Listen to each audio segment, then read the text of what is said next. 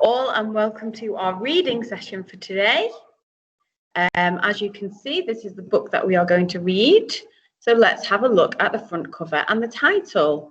So the first thing that we need to do is we need to read the title. So O, So it's a split digraph. So the O becomes an O sound. So home, a home, or for Ted, a home for Ted. So we can think about what we think the character is. So I can see a Ted here. So I think that might be the character Ted as well. So Ted is a teddy. I can see that he sat in a sand pit. I can see some grass and I can see the sky. Now, I wonder what this story might be about. We know the title is A Home for Ted. We know there's a teddy bear and we know he sat in a sand pit. So maybe they might want to make a home for Ted. Okay, let's see if we can find any more information on the back page of the book. So we've got the blurb here. And the blurb says, a home for Ted, just like the title. And then it says, cat. Cats can make. So there's another split digraph making the A sound into the A sound into the A sound. So cats can make a home for Ted.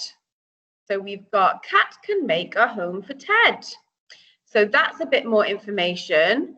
And we also can see another character here from our story. And we know that there's someone called Cat. Cat can make a home for Ted. So maybe this is Cat here. Interesting. So if we go back to our front cover, we need to think about whether this book is a fiction book, whether it's made up, or whether it's non-fiction, whether it's factual information. Okay, so in the picture we can see it's not a photograph, it's not a real picture. It's definitely something that someone has made. Someone has made this picture.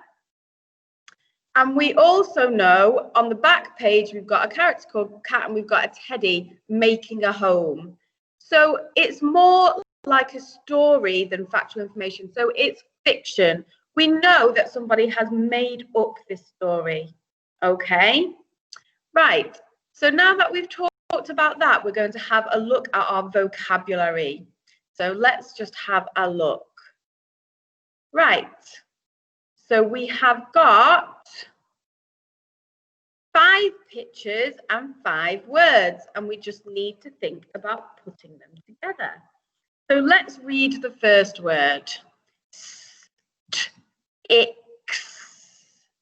Sticks. I wonder what sticks are. Can you have a think? And the picture that is showing us sticks is here. So sticks are usually parts of the tree that have fallen down that you can pick up. Sticks. Let's read the next word. Down. Okay. So I'm having a think. Can you think about which picture you think shows us down? And it's this picture. So down is a direction, down.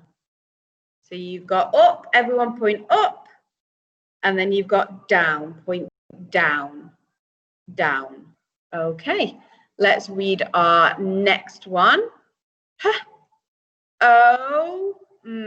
So we've got our split digraph then again. So the E at the end is making the O into an O sound, home. So home. Which picture is home? Have a think. And it's this one, home. So home, your home is somewhere where you live. You say, I'm going home. That means you're going back to the place that you live. Okay, let's read the next word.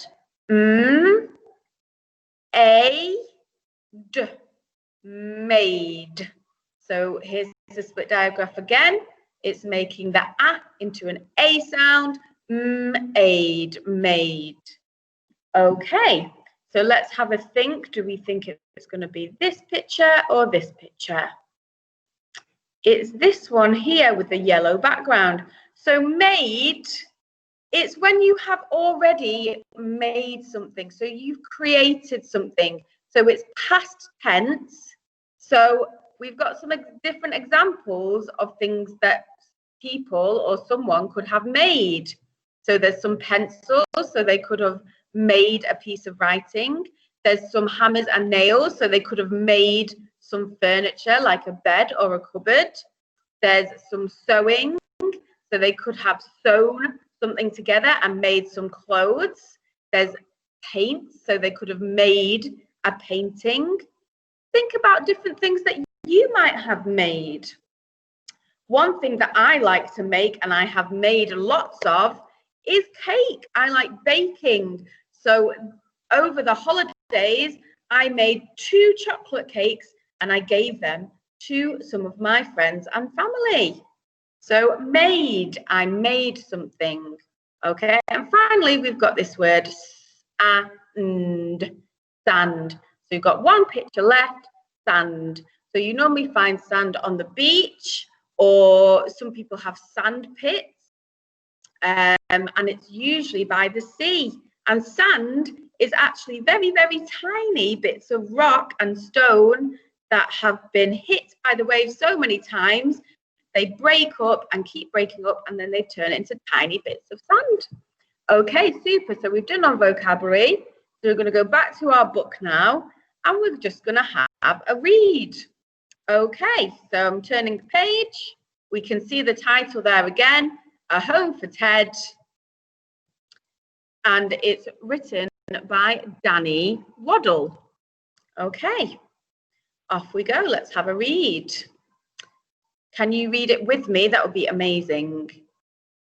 In this story, Cat, Ted. Cat made a home of sand. It fell down. Cat made a home of sticks. Let's see what happens on the next page. It fell down. Cat made a home of card. I wonder if this one will fall down. It fell down. Cat made a home of bricks. Oh, will this one work? What do you think? It stayed up. And look, we can see Cat is cheering. She's very happy. And we can see Ted next to his new home made of bricks. Okay, final activity for today. We're going to play this activity here. So I've just got to enter my name to play.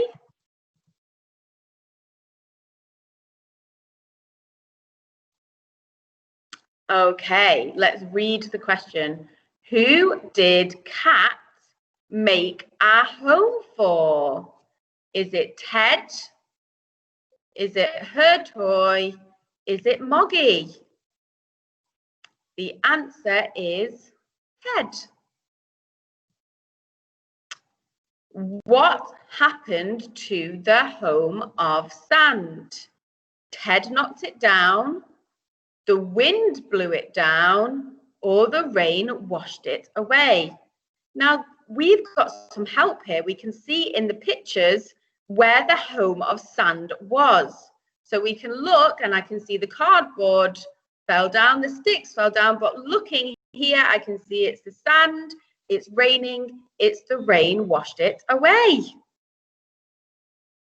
Okay, next question. Which home stayed up? So we've got a picture of the home made of bricks, the home made of cardboard, and the home made of sticks. The answer is bricks. Well done. Great. Okay.